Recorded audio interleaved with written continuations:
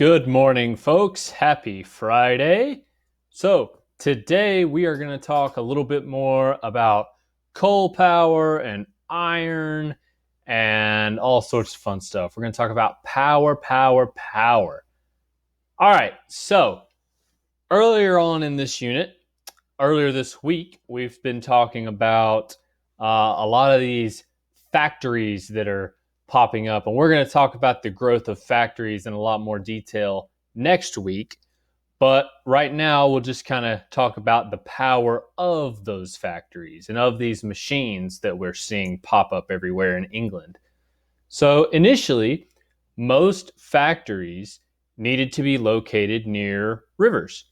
And that is because, as we remember from earlier this week, which some of you did kind of foresee on that Ed puzzle, is when these machines run by water spinning a wheel, you need to locate the factory near a flowing river. So that makes you kind of limited in where you can set up your factories and your machines, which old James Watt and his new and improved steam engine that ran on coal soon changed that.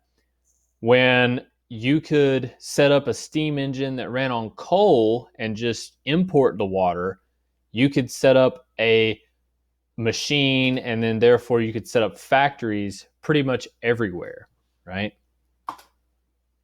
And here is an example of a factory that's located near a river. See, the water flows and turns that wheel. Doesn't look like it's flowing a lot, but it is flowing, right? It's flowing enough to turn the wheel.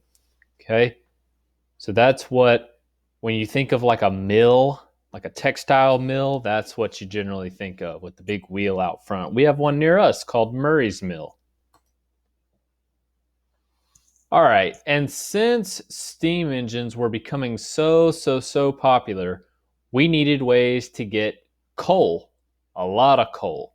So coal, there's a lot of coal in England. There always has been, which, when we start finding, we need coal for these steam engines, as with anything else, when you need coal for one thing and you start using coal, inevitably someone is going to use that coal and say, well, what if we use it for XYZ, right?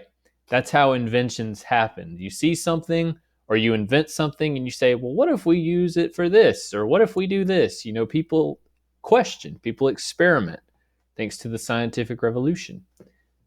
So coal was also used, as you read briefly last week, to produce coke, right? Which helps produce higher quality iron. The coke is used to burn away impurities in the iron. So coal is getting multiple uses during the early industrial revolution in England. And then here's just a graph. The pig iron, that's like raw iron. So pig iron, 1720 right here, we're producing about 25 tons per year in England. And that's the same, 25, 68. Now by 1823, so 100 years later, we're up to 455 tons, which that's still not a lot. But then take a look at where we go in 30 years. We go from 1823, 455 tons, to 1853, we're at 2,701,000 tons. Okay, so that is a lot of iron coming out of England. And that's because we see these innovations with coal and with coke and all sorts of other innovations that are part of the Industrial Revolution. We see new inventions, we see new practices, we see a new demand for iron, right? So that's just one example of one thing where production just skyrockets over a very relatively short period of time. And we're going to see that with a lot of other things as well, especially in the US when we talk about oil. All right, so I had to include a Johnny Cash reference for you guys. If you don't know the song that I'm referring to, it is Folsom Prison Blues by Johnny Cash. Go listen to it. It's a great song. So these steam engines and all this iron inevitably led to other things, right? Again, people are seeing these steam engines, seeing all this great iron being produced. Inevitably, someone is going to ask, hey, what if we did XYZ with that? That's how inventions work, people. And they eventually found that what if we make tracks out of iron and wood, put a steam engine with wheels on it on top, maybe we can move things across that, right? That would work. And thus we have railroads. So the first steam powered locomotive in 1804, what it pulled 10 tons of iron ore and 70 people. So that was the train, 10 tons of iron and 70 people at 5 miles an hour, which was revolutionary at the time, but it wasn't really that great. We'd like, okay, surely we can improve on that, right? Well, we do improve on that. So the first real public rail system, the car that, like the locomotive that ran on it, was called the Rocket, Stephenson's Rocket. And it opened in 1830. The track went for 32 miles from Liverpool to Manchester, England. Liverpool's where the Beatles are from, fun fact. Uh, and the Rocket went 16 miles per hour while pulling a 40-ton train.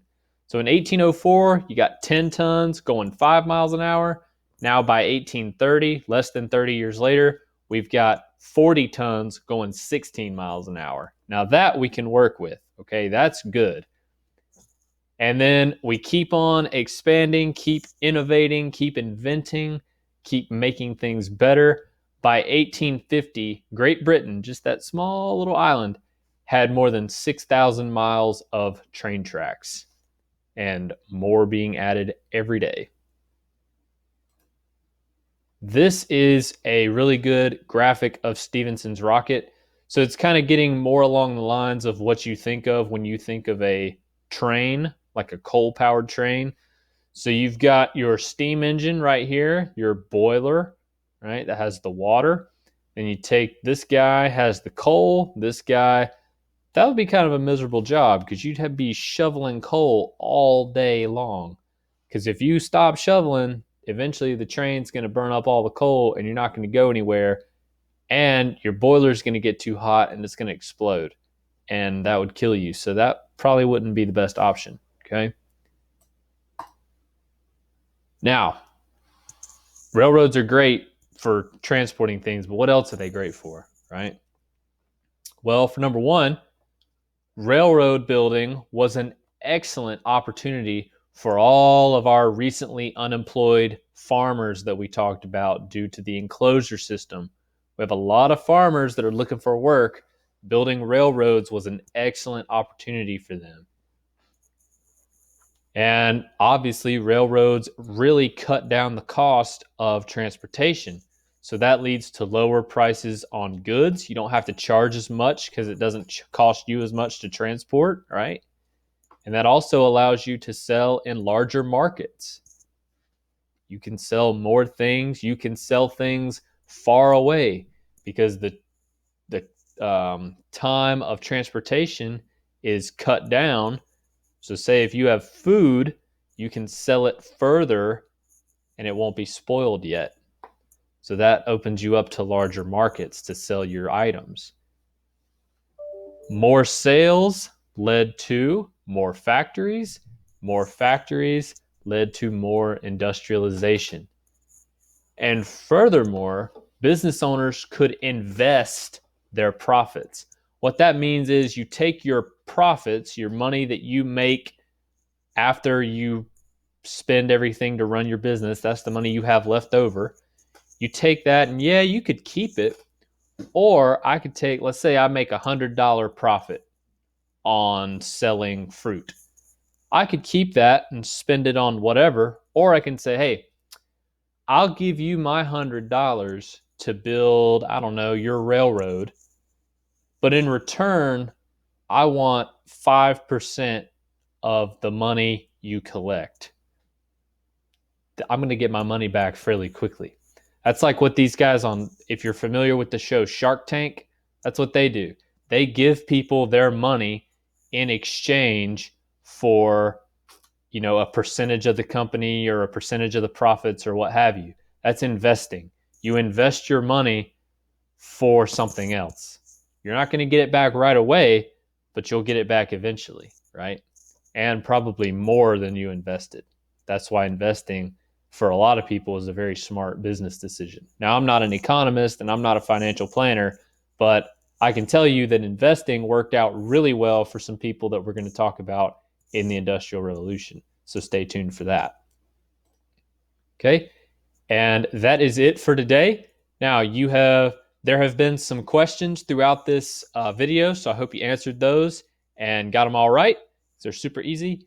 And if you have any questions, let me know. Shoot me an email, and I'll be glad to help.